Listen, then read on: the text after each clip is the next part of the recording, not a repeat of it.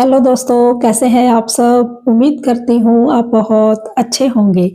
आज की इस वीडियो में बात करेंगे हैंडमेड चॉकलेट्स के ऊपर कि अगर हम हैंडमेड चॉकलेट्स बनाते हैं तो हम उसको कैसे सेल कर सकते हैं, ऑनलाइन या ऑफलाइन।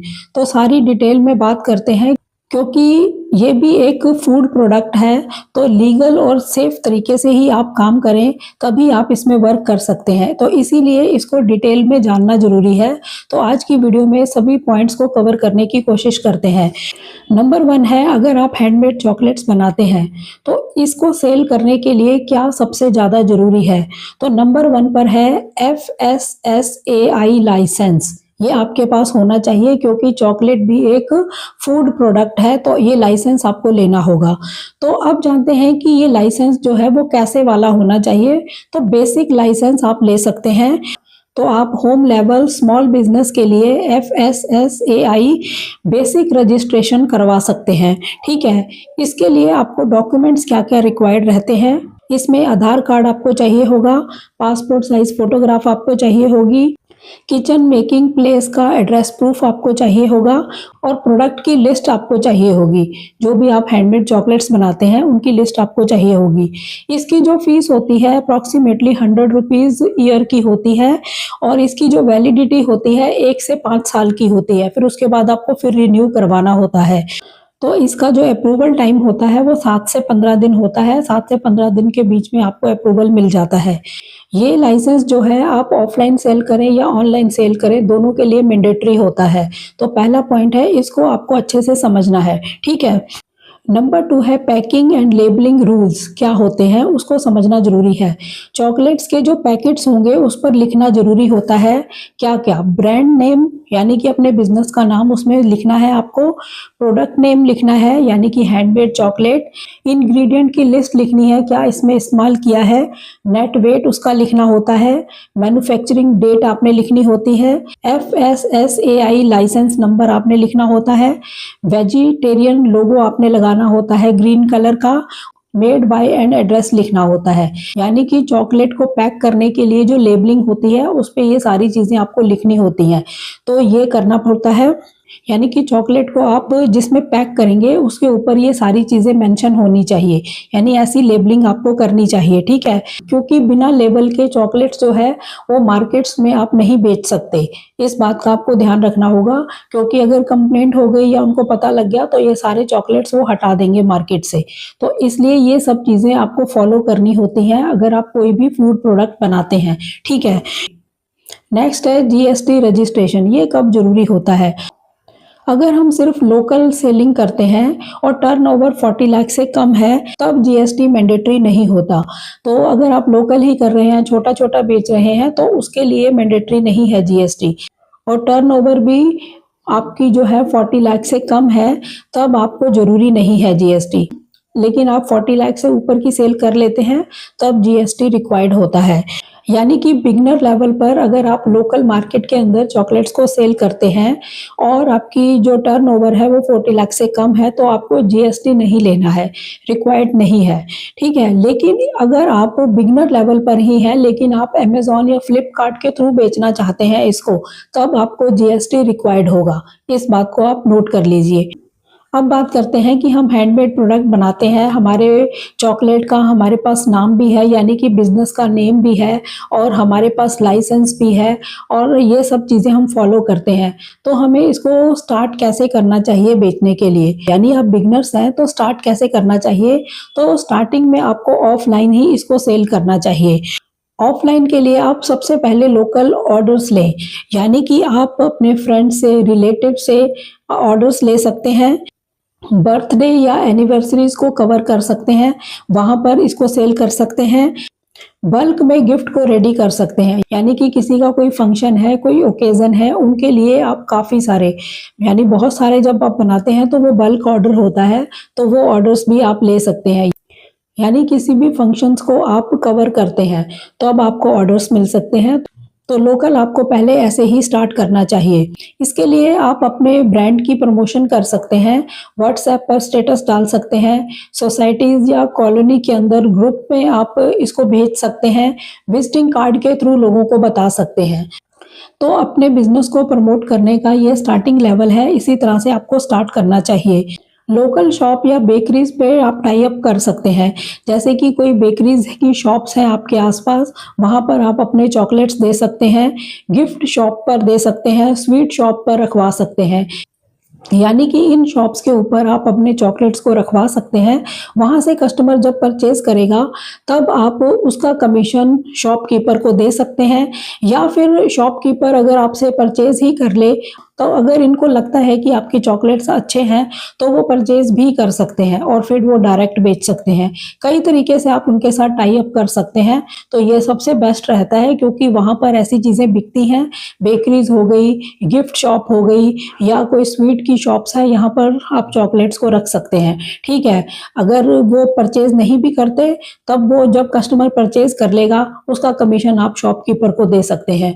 ठीक है, नेक्स्ट है एग्जीबिशन, मेला, फेयर, इनको कवर कर सकते हैं। हैंडीक्राफ्ट मेले लगते हैं, उसका भी आप हिस्सा बन सकते हैं। फूड फेस्टिवल का हिस्सा बनकर आप अपने चॉकलेट्स को बेच सकते हैं और अपने बिजनेस को प्रमोट कर सकते हैं। यानी कि किसी एग्जीबिशन में, किसी मेले के अंदर या फूड फेस्टिवल के अंदर अगर आप अपने चॉकलेट्स को बेचते हैं तो बिजनेस की प्रमोशन भी होती है। अगर किसी को पसंद आता है तो वो नेक्स्ट टाइम आपको ऑर्डर कर भी सकता है। ठीक है, इसके लिए रिक्वायर्ड होगा FSSAI लाइसेंस और ID प्रूफ। यानी कि आप अगर किसी एग्जीबिशन फेयर का हिस्सा बनते हैं या किसी फूड फेस्टिवल का हिस्सा बनते हैं तब आपके पास ये डॉक्यूमेंट रिक्वायर्ड है, होने चाहिए। नेक्स्ट है आप इवेंट या पार्टीज को कवर कर सकते हैं। आप वेडिंग्स को कवर कर सकते हैं, बर्थडे को कवर कर सकते हैं, आप रिटर्न गिफ्ट के लिए, तो उनके लिए आप चॉकलेट्स को रेडी कर सकते हैं। कॉर्पोरेट गिफ्टिंग आप कर सकते हैं चॉकलेट्स की, उनके लिए बना सकते हैं, या किड्स पार्टी के लिए आप ये अरेंजमेंट कर सकते हैं।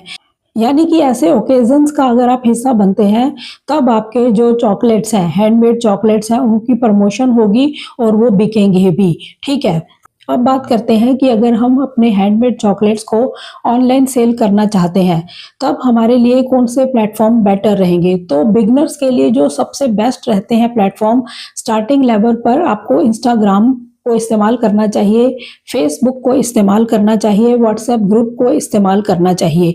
यहाँ पर आप फोटोज़ भेज सकते हैं, रील्स बनाकर चॉकलेट्स की भेज सकते हैं, वहाँ से आपको ऑर्डर्स मिल जाएंगे। यही स्टार्टिंग लेवल पर जेन्युइन तरीका है। इंस्टाग्राम, फेसबुक, व्हाट्सएप ग्रुप, ऐसी जगह पर आप फोटो भी डाल सकते हैं, रील्स बनाकर भी प्रमोट कर सकते हैं। इसके लिए आपको ऑर्डर्स जो मिलेंगे वो DM कर देंगे लोग आपको इंस्टाग्राम पे या व्हाट्सएप पे मैसेज करके आपसे मंगवा सकते हैं। तो ये तरीका रहेगा। और सबसे बढ़िया बात इसमें ये रहेगी कि यहाँ पर आपको GST रिक्वायर्ड नहीं रहेगी, लेकिन FSSAI लाइसेंस आपको चाहिए होगा। इस बात का आपको ध्यान रखना है। यानी कि ये लाइसेंस आपको चाहिए ही है जहाँ पर भी आपको काम करना है, चाहे आपने ऑफलाइन करना है चाहे ऑनलाइन करना है। ठीक है, नेक्स्ट है व्हाट्सएप ऐप बिजनेस को आप इस्तेमाल कर सकते हैं। वहां पर अपनी कैटलॉग बना सकते हैं चॉकलेट्स को लेकर और ऑटो रिप्लाई उसमें सेट कर सकते हैं। लोकल प्लस रिपीट कस्टमर्स के लिए ये बेस्ट ऑप्शन होगा, तो आप इसका इस्तेमाल कर सकते हैं। नंबर 3 है आप मीशो प्लेटफॉर्म का इस्तेमाल कर सकते हैं। बिगनर फ्रेंडली रहेगा ये जो प्लेटफॉर्म है। यहाँ पर जो सेलर रजिस्ट्रेशन होता है वो भी इजी होता है। यहाँ पर आपको FSSAI लाइसेंस चाहिए होगा, GST इसमें मैंडेटरी है और बैंक अकाउंट आपको चाहिए होगा। तो ये चीज़ें रिक्वायर्ड रहेंगी।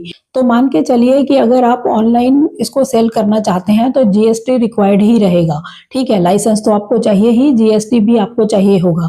तो ये बात आप मान के चलिए कि अगर हम ऑनलाइन किसी प्लेटफॉर्म के थ्रू बेचना चाहेंगे तब हमें GST लगेगा ही लगेगा, ये रिक्वायर्ड होगा। ठीक है, फूड लाइसेंस तो हमें चाहिए ही, लेकिन GST भी रिक्वायर्ड रहेगा। नेक्स्ट है अमेजॉन या फ्लिपकार्ट के थ्रू भी आप बेच सकते हैं, लेकिन ये एडवांस लेवल पर आ जाता है। मीशो फिर भी थोड़ा ईजी होता है, लेकिन अमेजॉन या फ्लिपकार्ट पर बेचना आसान नहीं है। यहाँ पर आपको स्ट्रिक्ट रूल जो है वो फॉलो करने होंगे। यहाँ पे लेबलिंग का ध्यान रखना होगा, फूड लाइसेंस का ध्यान रखना होगा, GST मैंडेटरी होगा। यहाँ पर आपको काफी रूल्स को फॉलो करना होगा। यहाँ पर इतना इजी नहीं होगा अमेजॉन या फ्लिपकार्ट पर किसी भी फूड प्रोडक्ट को बेचना। ठीक है, तो यहाँ पर क्या-क्या रिक्वायर्ड रहेगा, FSSAI लाइसेंस आपको चाहिए होगा, GST इसमें चाहिए होगा, ब्रांड नेम आपका चाहिए होगा, प्रॉपर शेल्फ लाइफ आपकी चाहिए होगी। तो ये सारी चीज़ें हैं, यानी कि स्ट्रिक्ट रूल आपको फॉलो करने पड़ेंगे अमेज़न या फ्लिपकार्ट पर, क्योंकि यहाँ पर अगर आप फूड कोई प्रोडक्ट बेचते हैं तो इसको आपको फॉलो करना पड़ेगा, ये इतना ईज़ी नहीं होता, ठीक है। नेक्स्ट है कि आप अपनी खुद की वेबसाइट बनाकर भी अपने बिज़नेस को प्रमोट कर सकते हैं।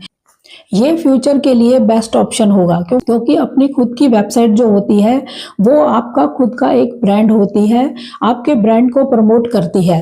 तो आप अपनी वेबसाइट भी बना सकते हैं शॉपिफाई के थ्रू, WIX के थ्रू, पेमेंट गेटवे का फीचर वहाँ पर ले सकते हैं और कोरियर के लिए टाई अप्स कर सकते हैं, यानी कि आपके जो प्रोडक्ट हैं वो कोरियर होंगे तो उनके साथ आप टाई अप कर सकते हैं, यानी कि जो कोरियर की डिलीवरी करते हैं आप उनके साथ टाई अप कर सकते हैं। तो इसकी बेसिक समरी क्या है, यानी कि अगर आप हैंडमेड चॉकलेट्स बनाते हैं यानी फूड का कोई काम करते हैं, तब आपको क्या रिक्वायर्ड रहेगा, आधार कार्ड आपको चाहिए होगा, बैंक अकाउंट आपको चाहिए होगा, FSSAI लाइसेंस आपको चाहिए होगा। GST प्लेटफॉर्म के ऊपर डिपेंड करेगी, कहीं पर जरूरत होगी और कहीं पर नहीं भी होगी। प्रॉपर लेबलिंग की ज़रूरत होगी, बिजनेस नेम आपको देना होगा और हाइजीन सेटअप आपका होना चाहिए, यानी कि साफ सुथरे तरीके से आप काम करें, इस तरह का सेटअप आपका होना चाहिए। अब बात करते हैं कि क्या हम हैंडमेड चॉकलेट्स को ब्लिंकिट के थ्रू बेच सकते हैं, तो इसका आंसर है नो। यहाँ पर ये काम इतना आसान नहीं होगा, क्योंकि ब्लिंकिट जो है ओपन मार्केट प्लेस नहीं है, जैसे कि अमेज़न या फ्लिपकार्ट होते हैं, ये इस तरह से नहीं है।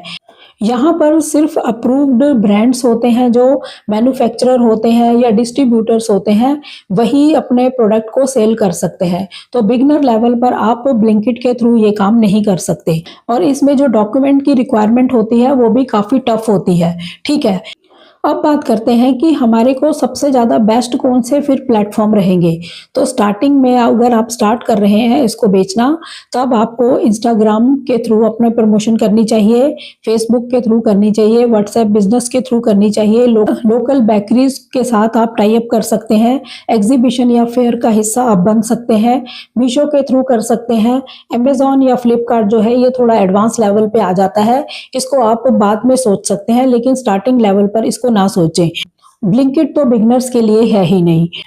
तो इसकी जो क्लियर एडवाइस है आपको, या बिगनर्स के लिए जो रोड मैप है वो क्या है, सबसे पहले आप लोकल करें, इंस्टाग्राम फेसबुक के थ्रू करें, व्हाट्सएप बिजनेस के थ्रू करें, यानी अपने ब्रांड को बनाएं पहले, यानी कि ब्रांड को प्रमोट करें, एक ब्रांड तो बने पहले कि इस नाम के ये चॉकलेट्स हैं, ठीक है। नेक्स्ट है FSSAI बेसिक लाइसेंस से आप इसको स्टार्ट कर सकते हैं। पहले डिमांड और रिपीट कस्टमर्स को आप बनाओ, उसके बाद फिर आप अमेज़न या फ्लिपकार्ट के बारे में सोच सकते हैं। यानी कि आपको स्टार्टिंग करने के लिए जो रोड मैप है वो यही है कि सोशल मीडिया का सबसे पहले इस्तेमाल करें, लोकल को कवर करें, शॉप्स हो गई या लोकल फ्रेंड सर्कल हो गया या बर्थडे पार्टी हो गई, वेडिंग्स हो गई, इन चीज़ों को आप कवर करें, मतलब अपने ब्रांड की प्रमोशन करें। ये इसके लिए आपको हार्ड वर्क करना होगा, घर बैठे नहीं होगा, आपको कांटेक्ट करना होगा, लोगों को अपने प्रोडक्ट को वहां तक पहुंचाना होगा, उनको दिखाना होगा, चाहे वो आप फेसबुक के थ्रू करें, इंस्टाग्राम के थ्रू करें, व्हाट्सएप के थ्रू करें, व्हाट्सएप बिजनेस ऐप के थ्रू करें, यानी कि सोशल मीडिया का भी इस्तेमाल करें और ऑफलाइन लोकल एरिया को आप कवर करें। जो जो चीजें कवर कर सकते हैं वो मैंने सारी बातचीत इसमें करी है, ठीक है। अब जानते हैं इसमें कुछ इंपॉर्टेंट टिप्स की। नंबर 1 है शेल्फ लाइफ को क्लियर बताएं। इस बात को आप क्लियर बताएं कि जो हैंडमेड चॉकलेट्स होते हैं वो लिमिटेड डेज के लिए होते हैं, यानी कि उनकी जो लाइफ होती है वो लिमिटेड डेज की होती है। समर में आप इंसुलेटेड पैकेजिंग को इस्तेमाल करें, नहीं तो वो जल्दी पिघल जाएंगे। टेस्ट प्लस हाइजीन के साथ कॉम्प्रोमाइज ना करें, ये अच्छा होना चाहिए। नेक्स्ट है कि पहले लोकल लेवल से आप इसको स्टार्ट करें, फिर इसको ऑनलाइन लेकर जाएं। यही बिगनर्स के लिए सबसे बेस्ट स्ट्रेटेजी है, सही रोड मैप है, ठीक है। तो बहुत सारी बातें इसमें मैंने कवर कर दी। कोई भी आप फूड प्रोडक्ट बनाते हैं तो ऐसी चीज़ों का आपको ध्यान में रखना होगा, यानी कि आपको फूड लाइसेंस चाहिए होगा। जैसे हैंडमेड चॉकलेट के लिए तो बेसिक वाला जो लाइसेंस है वो आपको चाहिए ही होगा, वो मैंने आपको सारा बता दिया। और किन किन माध्यमों से आप इसको सेल कर सकते हैं वो भी बताया, कैसे आपको लेबलिंग करनी करनी है, लेबलिंग में क्या-क्या ऐड करना है, वो सारी चीज़ें मैंने बताई हैं। तो अभी भी अगर आपको कोई डाउट है या कन्फ्यूज़न है तो आप कमेंट करके पूछ सकते हैं, या आपको लगता है कि इसी में से कोई पॉइंट ऐसा है जिस पर वीडियो एक और आनी चाहिए, तो आप मुझे बता सकते हैं। तो चैनल पर नए हो, चैनल को सब्सक्राइब ज़रूर करें, वीडियोज़ को ज़्यादा से ज़्यादा शेयर करें ताकि ऐसी इन्फॉर्मेशन किसी और के भी काम आ सके। तो मिलते हैं नेक्स्ट वीडियो में, तब तक के लिए थैंक यू। जय हिंद, जय भारत।